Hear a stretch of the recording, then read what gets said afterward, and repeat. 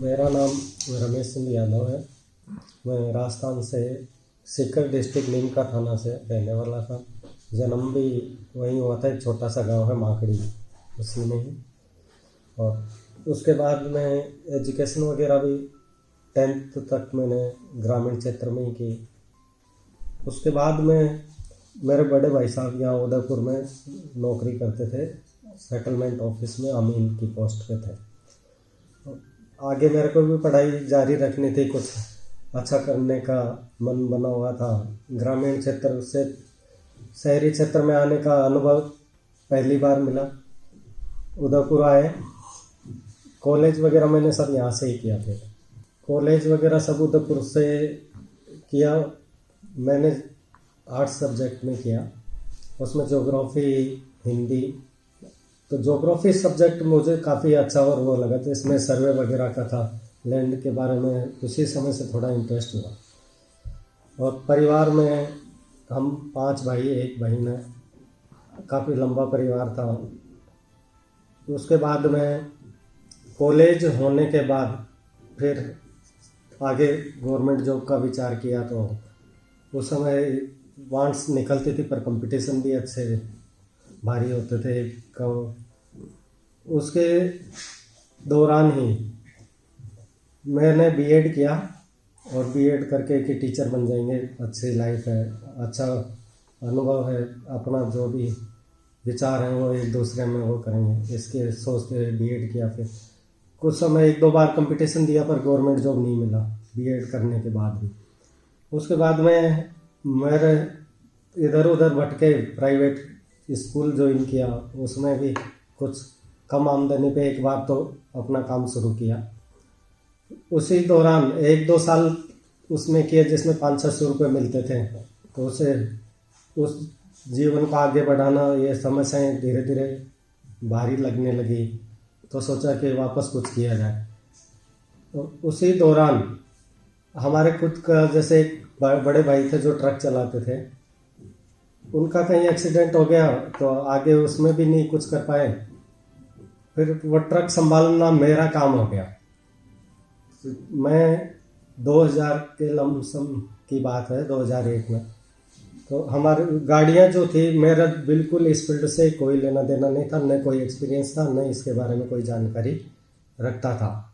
परंतु अचानक पारिवारिक परिस्थिति थी, परिवार चलाना, बड़ा परिवार था, तो मेरे को ये एक विशेष जिम्मेदारी घर वालों ने ज़बरदस्ती कि नहीं, ये नहीं भी है तो अभी गवर्नमेंट में तेरा हो नहीं रहा, कुछ इसमें ही कमाना और इसमें देखो।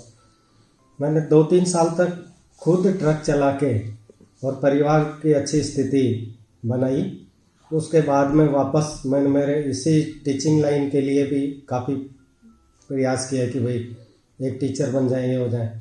पर गवर्नमेंट में उस समय वांट्स कम निकलती थी, तो सिलेक्शन हुआ ही नहीं, काफ़ी मेहनत करने के बाद भी।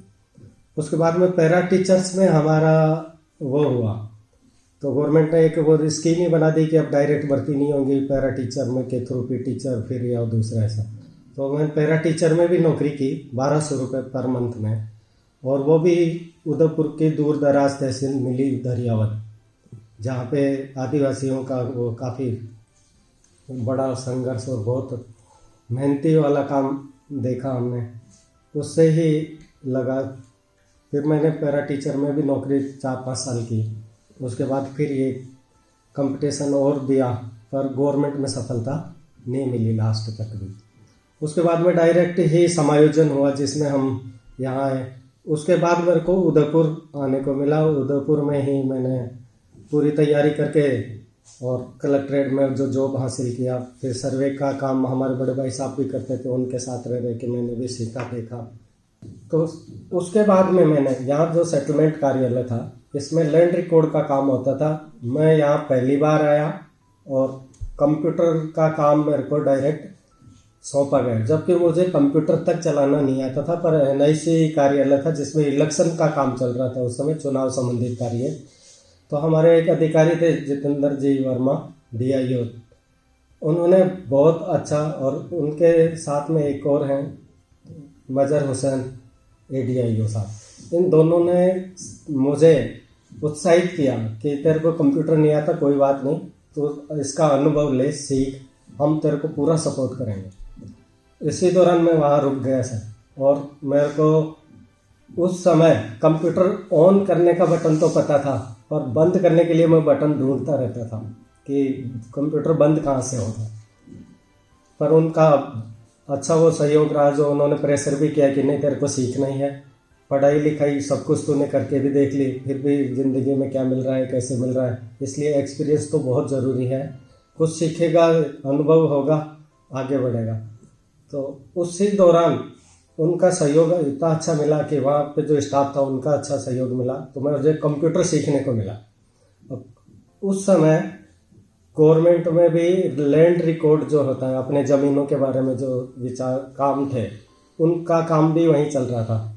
उन्होंने मुझे उस काम में इन्वॉल्व कर दिया कि आपको ये लैंड रिकॉर्ड और सर्वे का काम ही देखना है, इसके कुछ सॉफ्टवेयर हैं इनको देखना है, ये दे। तो मैं दोनों ऑफिस के बीच में, जो सर्वे सेटलमेंट ऑफिस होता है उसका काम और इधर हमारे NIC का काम, दोनों का काम करते हुए, इलेक्शन का काम करते हुए कंप्यूटर सीखा। कुछ उसमें ऑटोकैड वगैरह जो सॉफ्टवेयर हैं उसके बारे में भी सीखा। उससे पहले मैं आर्ट्स सब्जेक्ट से ही था, जिसमें कुछ भी नहीं अनुभव था कंप्यूटर के बारे में, तो कभी सोचा ही नहीं था। पर एक डायरेक्ट ये मिला और उसका मैंने ये सब वो किया। उसके बाद में सर्वे के लिए ETS एक मशीन होती है जो ज़मीन आपके और पूरा ऑटोकैड की फाइलें तैयार करना, मेजरमेंट वगैरह करना, प्लानिंग करना या कुछ भी, उस मशीन का भी मैंने धीरे धीरे अनुभव लिया इसी ऑफिस से। और इनके बारे में सर्वे ऑफ इंडिया से, यहाँ सेटलमेंट से हमारे भाई साहब गोकुल चंद जी यादव थे, जिनको सेलेक्ट हुआ, वो वहाँ से इसका अनुभव लेके और यहाँ पे कई लोगों को प्रशिक्षित किया उन्होंने भी। उनसे ही मैंने ये मशीन सीखी। उस आधार पे फिर आगे धीरे धीरे सरकारी काम के जो भी होते थे उनके बारे में इन्वॉल्व होता होता ये चीज़ें सीखी। पर जब मैं ट्रक चला रहा था उस समय मुझे ट्रक चलाने का काम भी अचानक सौंपा गया था, उसमें भी कोई अनुभव नहीं था। और खाली ट्रक के लिए मुझे इसीलिए रखा गया कि जो ड्राइवर होते हैं या कंडक्टर होते हैं वो गाड़ी सही जगह रख पाते हैं, खाली नहीं करवा पाते, कभी लेट करते हैं तो लॉस हो जाता है, उसमें नुकसान होता था। तो मैं जब ट्रक पे भी गया तो 6 महीने के अंदर बड़ा भारी वाहन चलाना सीखा। उसी दौरान मार्बल के जो ब्लॉक होते थे ग्रामीण क्षेत्र में, यहाँ केसरिया जो वगैरह माइंस से हैं उदयपुर के आसपास, वहाँ से वही ट्रक में वो मार्बल भर के जयपुर, उदयपुर या कांडला बंदरगाह, इन 3-4 जगह हम खाली करते थे। तो वो सारी चीज़ें भी मुझे अचानक सीखने को और करने को मिली, जबकि उनमें मेरा कोई अनुभव बिल्कुल भी नहीं था। तो भी पर उस समय भी मैंने अच्छा प्रोग्रेस करके दिया। घर में काफ़ी आमदनी दी, कम से कम 60-60 हज़ार रुपये उस पर मंथ बचा के मिलते थे। तो ये काफ़ी एक अनुभव नहीं होने के बाद भी कोशिश करके और ये सब प्लेटफॉर्म मैंने आगे हासिल किया। इसी तरह से जब ये रेवेन्यू रिकॉर्ड का काम देखने को मिला, समझने को मिला, तो मैंने भी काफ़ी अधिक बड़े अधिकारी लेवल से, जैसे कमिश्नर ऑफिस, एक बार तो अपने राजस्थान के मंत्री, उनके साथ में भी एक मीटिंग रख दी गई थी। रेवेन्यू बोर्ड के चेयरमैन मैम थी मीनाक्षी आहूजा करके, तो वो भी इसमें आए। उनके साथ मैंने ETS मशीन वगैरह इनके बारे में भी काफ़ी अनुभव शेयर किया। तो उन्होंने पूरे संभाग स्तर की मीटिंग रख के भी ये काम आगे बढ़ाए। UIT क्षेत्र में जो नक्शे वगैरह में मिस्टेक होती हैं, गलतियां होती हैं, कई बार मिलान नहीं होते, रिकॉर्ड अलग कुछ बताता है, मौका कुछ अलग बताता है। इन चीज़ों को भी इस सर्वे के आधार पे ही आइडेंटिफाई करके और काफ़ी समस्याएं सॉल्व करना, इस तरह के डेमो मैंने भी दिए, जिनका आगे क्रियान्वयन होके और आज सबके सामने नई तकनीकी के रूप में आ रहा है और जिसका लाभ अधिक से अधिक मिल रहा है। मेरे को ज़्यादातर इन चीज़ों के बारे में जो अनुभव मिला वो मेरे बड़े भाई गोकुल चंद जी की वजह से मिला कि वो हर समय कोई भी काम में, जैसे मेरा रुचि कम होती थी, तो वो बार बार उसके लिए तैयार करते रहते कि नहीं, कुछ गलत होगा कोई दिक्कत नहीं, पर कोशिश करो, आगे बढ़ो, एक्सपीरियंस जो मिलेगा वही प्रैक्टिकली जो चीज़ देखने को मिलेगी वही आगे जीवन में काम आएगी। उसके अलावा दूसरी चीज़ें किताबी ज्ञान वगैरह वो मैंने काफ़ी कोशिश आपको बताया भी कि जैसे पहले मैंने खूब कोशिश की, कई कंपटीशन दिए पर हासिल नहीं हो पाया कि किताबी ज्ञान के आधार पर जो एक्सपीरियंस अनुभव मिला प्रैक्टिकली हुआ उन चीज़ों से मैं इतना आगे और परिवार में भी काफ़ी एक अलग ही मिसाल तैयार कर दी कि भाई इस तरह से मेहनत करने पे भी अपने नी नॉलेज होने के बावजूद भी अनुभव के आधार पे भी काफ़ी आगे बढ़ सकते हैं। तो उसमें बड़े भाई साहब का इतना अच्छा वो रहा जो आज मेरी फैमिली वगैरह में, जैसे मेरे 3 बच्चे भी हैं, बड़ी लड़की है जो बीएड कर चुकी है और लड़का बीटेक फाइनल ईयर में है अभी, और छोटे वाला 12th में। उसके उनको भी एक इस तरह का वो देखने को मिलता है, तो वो भी आज कई बार इस चीज़ को ऐसा मानते हैं कि पापा ने जो किया उस तरह से हम भी आज किताबी ज्ञान नहीं करके एक अनुभव भी लें तो आगे के लिए भी हमारे लिए बहुत अच्छा रहे।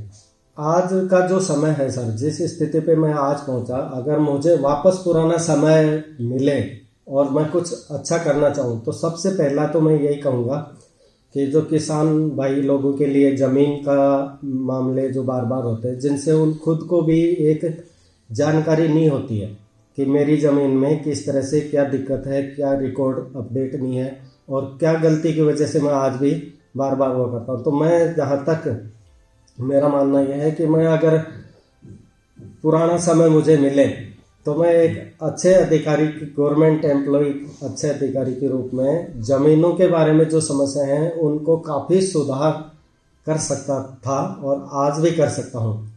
तो मैं चाहूँगा कि जब भी ऐसी कोई मौका मिले तो सबसे पहले यही है कि कुछ चीज़ों में, जैसे पहले ज़मीनें 2-3 इकाई में चलती थी कि कहीं पे गज चलता था, कहीं बीघा बिस्वा चलता था, कहीं जैसे किलो के नाम से भी जाना जाता था। तो ये इतनी सारी यूनिट थी जिनका नॉलेज आज की पीढ़ी को भी अभी तक नहीं है। एक उसमें जो भाषाएं लिखी जाती थी वो हिंदी के अक्षर होते थे, उनमें भी आज का विद्यार्थी इस चीज़ को नहीं समझ पाता।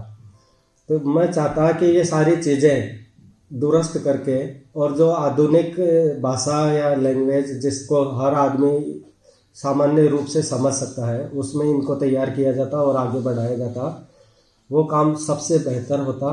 जिसमें कई लोग आज भी किसानों के साथ में दगाबाजी कर जाते हैं कि जो ज़मीन है उसको दूसरी जगह का समझाते हुए, गलत बताते हुए, मिसगाइड करते हुए और उनके साथ में धोखा कर देते हैं। ये समस्याएं पैदा नहीं होती। मैं यही चीज़ के ऊपर सोच के विचार करता। मेरा जो बचपन था वो मैंने बताया कि सीकर जिला नीमका थाना तहसील में, वहीं मैंने पढ़ा लिखा, 12वीं तक की स्कूलिंग वहाँ से ही की। तो बचपन में हम जब इतनी मेहनत करते थे तो कई बार पिताजी के पास में पैसे नहीं होते थे किताबों के लिए, इसके लिए।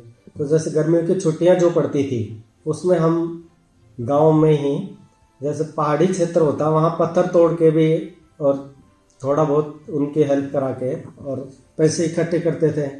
उस पैसे से किताब कॉपी भी लेते, फिर हम आगे भी बढ़ते। आज का बच्चे अगर देखो तो हर चीज़ तैयार मिलती है, उसके बावजूद भी इतनी मेहनत भी नहीं कर पाते हैं और न कोई आगे का वो। इसलिए मैं एक चीज़ ये भी कहना चाहूँगा कि कोई भी हो XYZ, खुद की मेहनत से कुछ पैसा बचा के हमेशा रखना चाहिए, चाहे वो बचपन से ही हो या बड़ा होने के बाद भी। वो भी कई बार अच्छे समय में काम आता है। कि जैसे दिन भर हमारा जो ऑफिशियल कार्य वर्क होता है उसके बाद भी वैसे सैटरडे संडे का ऑफ मिलता है, सुबह 9:30 से 6 बजे तक वैसे बिजी रहते हैं। पर उसके बाद भी थोड़ा बहुत जो समय बचता है उसमें फैमिली के साथ में रह के उनको भी कुछ हमारे अनुभव शेयर करते रहते हैं या उनके हमारे साथ करते रहते हैं। और फन एक्टिविटी में कि जैसे खेल वगैरह जो भी रुचि रहती है, अब मैं तो हमेशा पहले जो भी रुचि थी खेल के अंदर रेसलिंग में था कि दौड़ लगाना अच्छा लगता था। और आज भी जैसे अब समय मिलता है तो मैं बच्चों को, इनको सबको इधर उधर दौड़ाना गेम के लिए वो करता रहता हूँ। बाकी समय वैसे ही कम मिल पाता है जो नया कुछ नहीं कर पाते होता। आपको जो ये मैंने जो मेरे जीवन के बारे में बताया, जो कहानी बनाई है, एक कहानी के रूप में ही इसको तैयार कर रहे हैं। तो ये आपको अगर अच्छा लगा हो तो मुझे इसके बारे में फॉलो करें। मैं एक छोटा सा गाने के 2 लाइनें सुनाना चाह रहा हूँ, मेरे जीवन का जो अनुभव रहा है। वैसे गाने इतने कभी गाए नहीं हैं, वो नहीं, पर ये 2 लाइनें आपको समर्पित कर रहा हूँ। हम लाए हैं तूफान से कश्ती निकाल के, इस देश को रखना मेरे बच्चों संभाल के। धन्यवाद, थैंक यू, बहुत बहुत धन्यवाद।